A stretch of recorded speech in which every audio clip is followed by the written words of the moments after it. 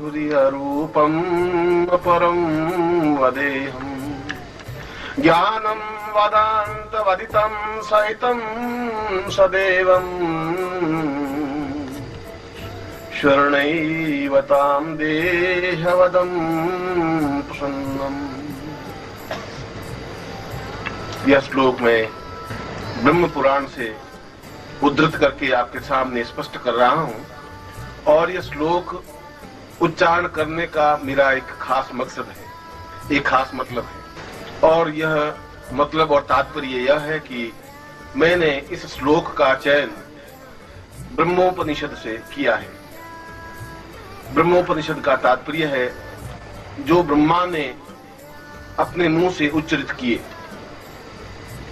और हमारे 3 प्रधान देवताओं में सबसे पहले ब्रह्मा का नाम उच्चरित होता है, जिनके 4 मुंह हैं और चारों मुंह से चारों वेदों की रचना हुई है। और इस श्लोक में ब्रह्मा ने स्वर्ण देहा अप्सरा का आह्वान करते हुए कहा है कि जीवन का आधार आनंद है, जीवन का आनंद सौभाग्य है, जीवन का सौभाग्य पूर्णता प्राप्त करना है और जीवन की पूर्णता प्रत्येक व्यक्ति की आकांक्षा है। और यह पूर्णता, यह सौभाग्य, यह जीवन का चिंतन और यह जीवन का आनंद केवल अप्सरा साधना के माध्यम से ही संभव है।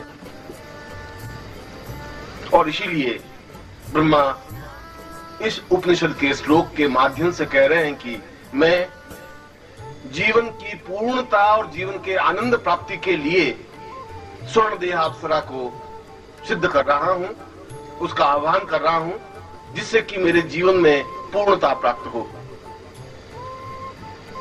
और मकसद मेरा यह था इस श्लोक को उद्धृत करने का कि अप्सरा शब्द से जो आपके मन में भ्रांत धारणाएं हैं, यदि हैं, तो वे धारणाएं मिट जानी चाहिए। अपनी बात प्रारंभ करने से पूर्व मैं आपके दिमाग को व्यवस्थित कर देना चाहता हूं कि यदि ब्रह्मा जैसा देवता भी अप्सरा का प्रयोग करता है, अप्सरा का उच्चारण करता है, अप्सरा को संबोधित करता है, अप्सरा का आह्वान करता है, तो निश्चय ही किसी प्रकार का उसके आह्वान में, उसकी पूजा में, उसकी साधना में, उसके निमंत्रण में कोई दोष नहीं है, कोई भोग की बात नहीं है, किसी प्रकार की आकांक्षा की बात नहीं है। जीवन में पूर्णता, क्योंकि व्यक्ति स्वयं अर्ध नारीश्वर है और नारीश्वर का मतलब है आधा शरीर।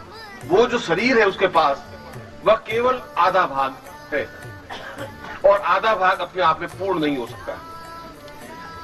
इसलिए ब्रह्मा भी पूर्ण नहीं है, इसलिए विष्णु भी पूर्ण नहीं है, क्योंकि उन्होंने अपने आधे भाग को लेकर के ही जीवन को संचालित किया है। भगवान शिव एकमात्र ऐसे देवता रहे जिन्होंने आधे भाग, यदि उसके पास पुरुषत्व का था, तो उन्होंने आधे भाग में नारी रूप की कल्पना भी की और फिर अर्धनारीश्वर शब्द से संबोधित हुए। इसलिए अप्सरा की साधना करना, अप्सरा को आह्वान करना किसी प्रकार की व्यभिचार या किसी प्रकार का दोष या किसी प्रकार की न्यूनता नहीं है। मैं एक देवता नहीं और 20 उपनिषदों के उद्धरण आपके सामने व्यक्त कर सकता हूं और वशिष्ठ से लगा करके अत्रि तक और पुरुष से लगा करके कणाद तक सभी ऋषियों ने और सभी महर्षियों ने यदि अप्सरा साधना को प्राधान्यता दी है, तो उनके देने के पीछे अभिष्ट लक्ष्य यह था कि जीवन में एक आनंद की अनुभूति हो सके। देह सुख की अनुभूति के लिए साधना नहीं की, क्योंकि अप्सरा साधना करने से गृहस्थ में कोई न्यूनता नहीं आ सकती। अप्सरा कोई पत्नी का स्थान ग्रहण नहीं कर सकती, अप्सरा कोई बहन का स्थान ग्रहण नहीं कर सकती, अप्सरा कोई पुत्री का स्थान ग्रहण नहीं कर सकती। अप्सरा तो केवल एक मार्गदर्शिका के रूप का स्थान ग्रहण कर सकती है, आपको बराबर गतिशील दे सके, आपके जीवन में एक हलचल मचा सके, आपके इस मुर्दा शरीर में प्राण फूंक सके, तुम्हें मार्गदर्शन दे सके, जहां तुम उलझ जाओ, जहां तुम्हारी परेशानी आ जाए, जहां तुम्हारी बाधाएं आ जाएं, जहां तुम्हें कोई रास्ता नहीं सूझ रहा हो, वहां तुम्हें रास्ता बता सके। इसीलिए अप्सरा को 4 रूपों में स्पष्ट कहा है कि अप्सरा साधना से, अप्सरा जब भोजन कराती है तो बिल्कुल मां की तरह बन करके भोजन कराती है। मात्रवत भोजन ही वही अप्सराम वाम प्रजायते। जैसे मां अपने पुत्र को अत्यंत प्यार के साथ भोजन कराती है, ठीक उसी रूप में वह साधक को भोजन कराती है और प्रेमिका के रूप में उसको आनंद प्रदान करती है। और यहां मैं शब्द, जहां प्रेम और प्रेमिका शब्द का या प्रेमी शब्द का उद्धरण कर रहा हूं, वो आज के इस घिसे पिटे शब्द का मैं उच्चारण नहीं कर रहा हूं। यदि मेरे पुरुष मित्र हो सकते हैं और उसमें कोई दोष नहीं है, तो स्त्री भी मेरी मित्र हो सकती है। ये तो तुम्हारी आंखों में वासना है कि तुम उसको किस रूप में देखते हो। ये तुम्हारे आंख की न्यूनता है, उसके शरीर की कोई न्यूनता नहीं है। यदि मेरे 10 मित्र हैं और पुरुष मित्र हैं और उसमें अगर किसी प्रकार की अड़चन नहीं है, कोई बाधा नहीं है, अगर मैं उससे बात करता हूं तो मैं किसी प्रकार से शरीर मेरा न्यून नहीं बन जाता या कमजोर नहीं बन जाता या कोई गड़बड़ी पैदा नहीं होती, तो अगर 10 स्त्री मित्र हैं तब भी कोई न्यूनता नहीं बन सकती। जिस प्रकार से पुरुषों के साथ व्यवहार करता हूं उसी प्रकार से स्त्रियों के साथ भी व्यवहार कर सकता हूं। इसलिए जीवन में आनंद भौतिक सुखों से प्राप्त नहीं हो सकता। और चौथी बात की, हमारे जीवन की जितनी न्यूनताएं हैं, जीवन की जितनी कमियां हैं, वे जीवन की कमियां उसके माध्यम से पूर्ण हो सकती हैं। हमारे जीवन में सैकड़ों कमियां हो सकती हैं, इसलिए कमियां हो सकती हैं कि वो खुद आपकी संपत्ति है। आपने अपने जीवन में केवल कमियों को बटोरा है, पूर्णता को बटोरा नहीं। आपको कोई ऐसा गुरु मिला ही नहीं जो ये कह सके कि तो आप साधना करो। किसी में हिम्मत थी नहीं कहने की, क्योंकि वो खुद अपनी आलोचनाओं से घबराते थे कि अगर मैं कहूंगा शिष्यों को अप्सरा साधना तो गुरु के बारे में क्या सोचेंगे, क्या ऐसा कैसे गुरु जी अप्सरा साधना करना। वशिष्ठ ने स्वयं कहा है, पूर्णम वदय स्वर्ण वदेव तुल्यम अप्सरो वताम सहितम सलिम देव। स्वर्ण देह अप्सरा को सिद्ध करना जीवन की श्रेष्ठता है। किसको कह रहे हैं? अपनी पत्नी मैत्री को, कात्यायनी को, दोनों पत्नियों को सामने बिठा करके वशिष्ठ कह रहे हैं कि मुझे जीवन में जितना रघुकुल पसंद है, मैं रघुकुल की रक्षा करने के लिए जितना धर्मगुरु हूं, उतना ही मुझे अप्सरा साधना करने में भी आनंद की अनुभूति होती है, क्योंकि जीवन में आनंद का प्रवाह अप्सराओं के माध्यम से संभव है। और विश्वामित्र ने तो मेनका को प्रत्यक्ष किया, अपने आश्रम में बुलाया, नृत्य करवाया। कणाद ने जब अणु की रचना की, अणु का ज्ञान प्राप्त किया, तो उस अणु के ज्ञान को, जो अणुबम आज बन रहे हैं, उसमें अणु की पूरी थ्योरी उस कणाद ने जो विकसित की, अप्सरा के माध्यम से प्राप्त हुई। और वे स्वयं इस बात को कहते हैं, नन्यो वताम पूर्णमदेव तुल्यम स्वर्णो वताम सहितम सदैव। मैं स्वर्णवती अप्सरा, मैं तुम्हारा धन्यवाद अर्पित करता हूं कि तुम्हारे माध्यम से मुझे अणु की रचना का ज्ञान प्राप्त हुआ। जब च्यवन ऋषि ने बहुत वृद्ध हो गया, जर्जर हो गया, पुत्र हुआ नहीं और शरीर के सारे रोम सफेद हो गए, तो ब्रह्मा ने स्वयं च्यवन को कहा कि तुम्हें अप्सरा साधना करनी चाहिए, क्योंकि इस वृद्धावस्था को यौवनावस्था में बदलने के लिए और कोई देवता सहायक हो ही नहीं सकता। और च्यवन ने स्वर्ण देह अप्सरा साधना की और करके और पूर्ण यौवनवान प्राप्त किया, जिसको तुम च्यवनप्राश, जिन्होंने आगे जाकर वेद की कई ग्रंथ रचना की। और यह उस अप्सरा को, उस नारी को मैं आपको सिद्ध करवा रहा हूं, जिससे तुम्हें समर्पण का भाव आ सके, जिसमें तुम्हें आनंद की तृप्ति आ सके, जिसमें तुम एहसास कर सको कि जीवन का मकसद और मूल्य क्या है, जिसमें तुम एहसास कर सको प्रेम क्या होता है। तब तुम महसूस कर सकोगे कि प्रेम की धारणा क्या है, प्रेम की तृप्ति क्या है, प्रेम का आनंद क्या है, बिना चिंता के जीवन कैसे बीत सकता है, इस साधना के माध्यम से आप जान सकते हैं। इसलिए मैं आपको ये प्रयोग करवा रहा हूं और प्रयोग करने के बाद दूंगा मंत्र। मैं 3 क्रिया करूंगा और ये तीनों ही क्रियाएं अपने आप में अत्यंत महत्वपूर्ण और दुर्लभ और महत्वपूर्ण है, इसलिए कि ब्रह्मा ने जिस श्लोक को मैंने प्रारंभ किया, उसी श्लोक में इस साधना का पूरा मंत्र मंतव्य छिपा हुआ है। जिस साधना को ब्रह्मा करके भी अपनी उस स्वर्ण देह अप्सरा को सिद्ध कर सकता है, आपको भी उसी साधना को मैं समझाऊंगा जिसके माध्यम से स्वर्ण देह सिद्ध हो सके। और गारंटी के साथ सिद्ध होती ही है। यदि तुम में पूर्ण रूप से चैतन्यता है, यदि तुम में पूर्ण रूप से समर्पण है, पूर्ण रूप से डूब जाने की क्रिया है, मंत्र को उच्चारण करने की भावना है। इसलिए मैं पहले तुम्हारे सामने यंत्र है और तुम्हारे सामने चित्र है पुरुषी का, इन दोनों को मैं प्रत्यक्ष कर रहा हूं और फिर तुम्हारे शरीर में स्थापित कर रहा हूं स्वर्ण देह अप्सरा को, और फिर तुम्हें दूंगा मंत्र, जिस मंत्र का तुम्हें करना है जप निरंतर। इसलिए क्षमता तुम्हें दे रहा हूं, चेतनता तुम्हें दे रहा हूं। अपने सामने तुम्हारे सामने 3 चीजें होनी चाहिए, कुमकुम अक्षत होगा और पुरुष का चित्र होगा और यंत्र होगा, ताबीज होगा, ताकि हम साधना को निर्विघ्नतापूर्वक पूरी कर सकें। आज जोड़ दीजिए। ओम विघ्नेश्वराय वरदाय सुरप्रियाय लंबोदराय सकलाय जगद्दिताय नागाननाय स्तेज्य विभूषिताय गौरी सुताय गणनाथ नमो नमस्ते। भक्तातिनाशन पराय गणेश्वराय सर्वेश्वराय सुखदाय सुरेश्वराय विद्याधराय विकटाय वामनाय भक्त प्रसन्न वरदाय नमो नमस्ते।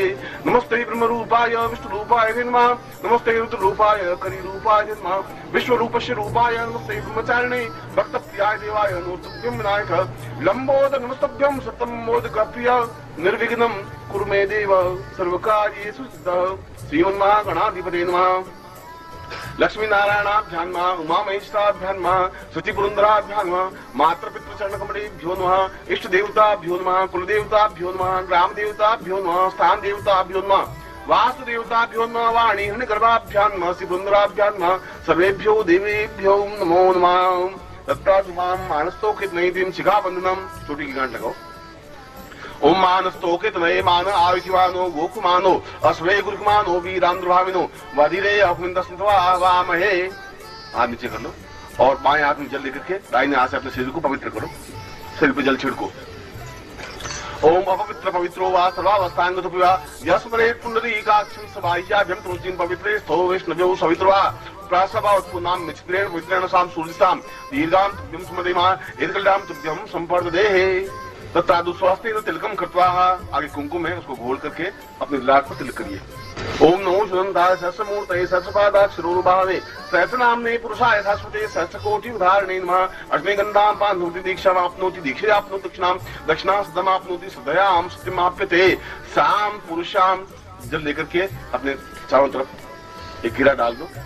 ओम रक्ष रक्ष गणाधीक्ष रक्ष त्रैलोक रक्ष भक्तानां महंगता त्राता भगवान द्वै मातु कृपा संतो शान मातुरान रजप्रो वदत तुम ब्रह्म देहि वांछितं वांछितार्थ अनेन फलादिना शुभ कर्मं प्रसादतः तां पुरुषं रक्षाहणं तिरक्षोहणं बलगानं वैष्णवी मिदवन्तं रक्षों तां पुरुषा मधास्मानं स एतसां पुरुषं रक्षतां तुभ्यं संपर्ददे।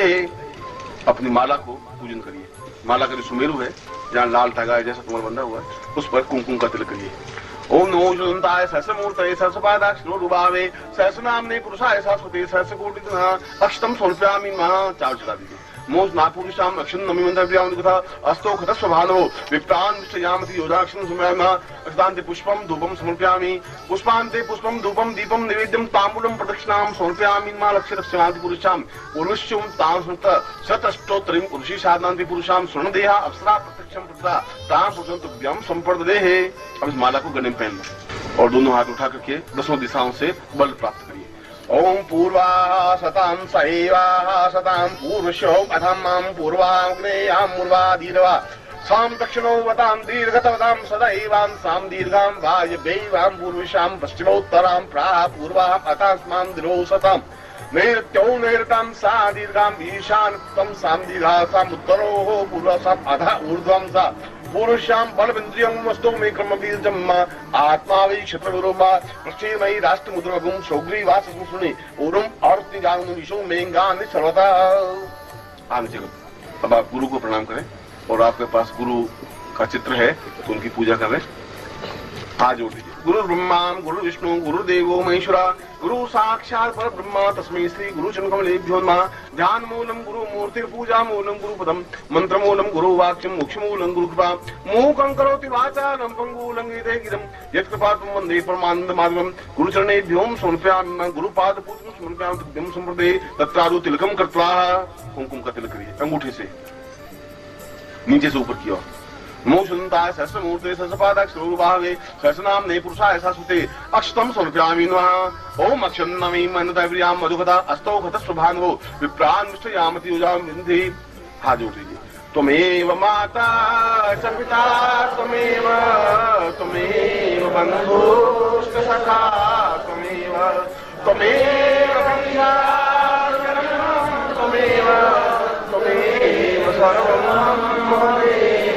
अनयाम पूज्याम सांगाय सप्रतिवाराय सायुधाय सशक्तिकाय महांसाम गुरुत्वे मम शरीरम स्थापयामि तुभ्यं पूजनांति तुभ्यं संप्रदे तत्रादौ स्वर्णदेहा अप्सराम आवाहयामि आगच्छ।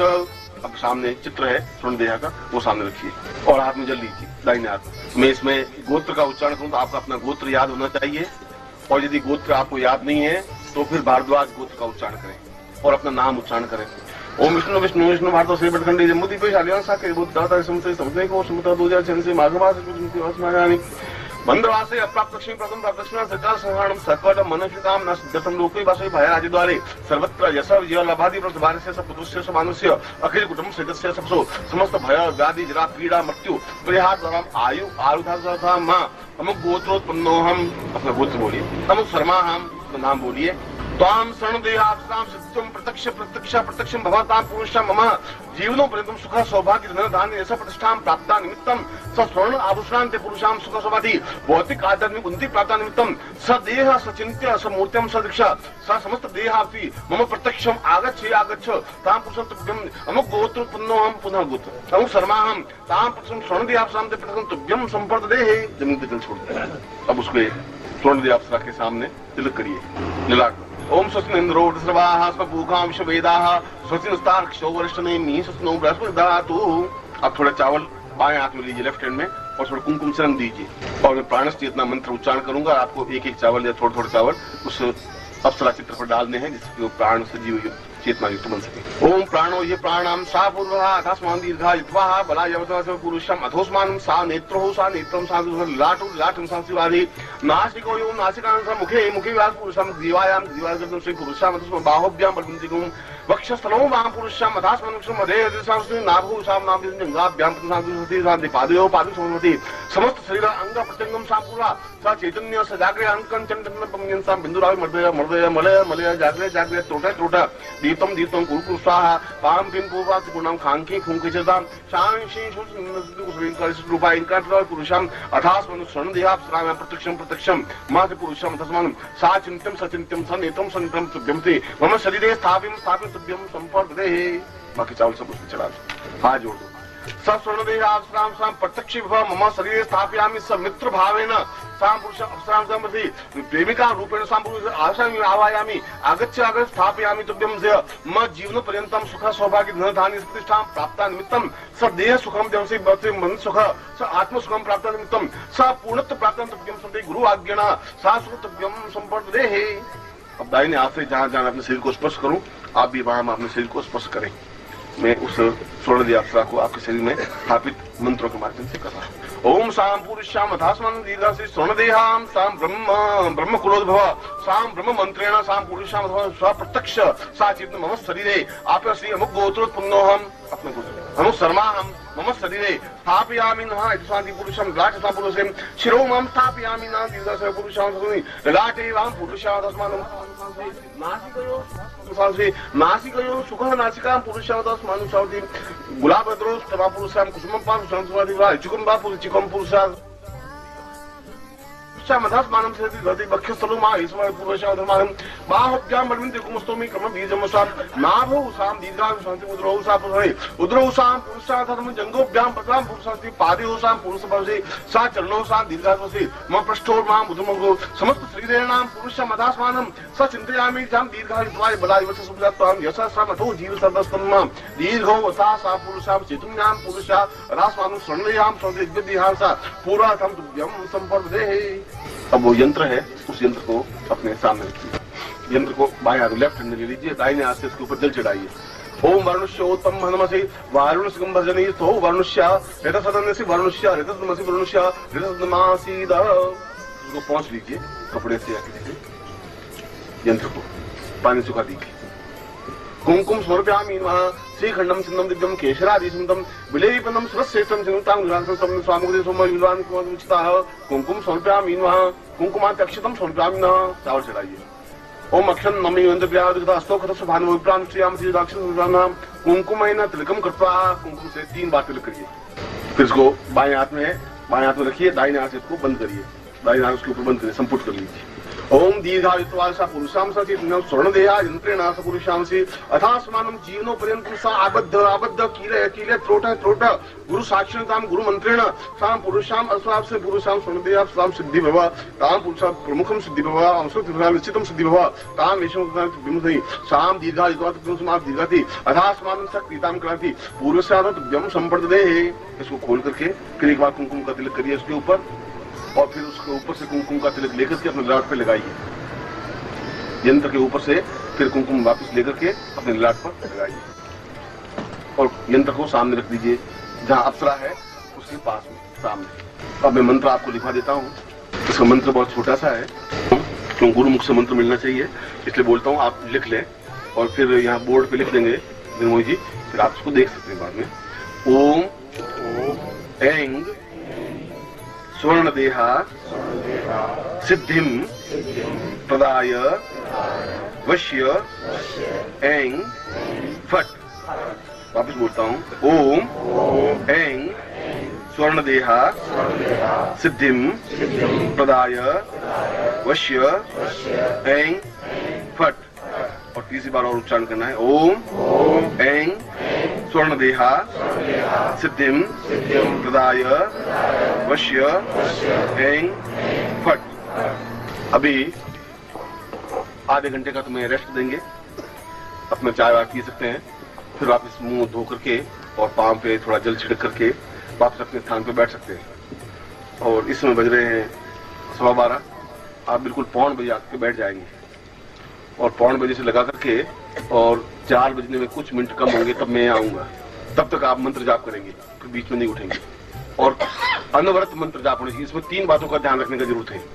आपके सामने अप्सरा का बिंब रहे, यानी आंखों के सामने जैसे अप्सरा नृत्य करती हो, अप्सरा कैसी होती है तो पत्रिका शरीर बनाया जाए, यदि सुंदर यानी पूरे सौंदर्य की जो प्रतिमा है वे आपके सामने बिंब रहना चाहिए।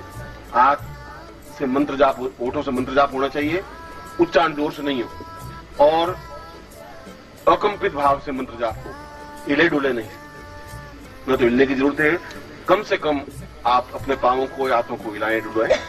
अब यूं तो अभ्यास नहीं है, थोड़ा हाथ पांव हिला सकते हैं, इसमें कोई बड़ी बात नहीं है, मगर फिर भी यथासंभव जितना आप एक आसन पर सीटिंग कर सकेंगे, जितना अकंपित भाव से बैठ सकेंगे, उतनी ही निश्चित रूप से सिद्धि प्राप्त होगी ही। और जो न्यूनता है वह मैं 4 बजे आकर के पूर्णता करूँ। अगर तुम्हें कुछ न्यूनता रह भी गई मंत्र जप में या किसी बात में, तो मैं उसको पूर्णाहुति का मतलब है मैं पूर्णता प्रदान करूंगा। तुम्हारे जीवन में न्यूनता नहीं रह सकेगी, ये गारंटी है।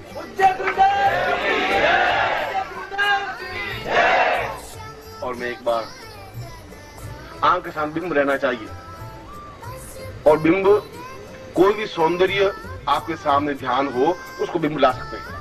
अत्यंत सुंदर नारी आकृति सामने होनी चाहिए बिंब में, 1, और माला बिल्कुल जपनी चाहिए, 2, और होठों से मंत्र उच्चारण होना चाहिए, 3। कितनी मालाएं हो ये गणना की जरूरत नहीं, तुम्हें 4 बजे तक मंत्र जाप करना है। अनवरत, अनवरत का मतलब है कि बीच में रुके नहीं, ये 2 माला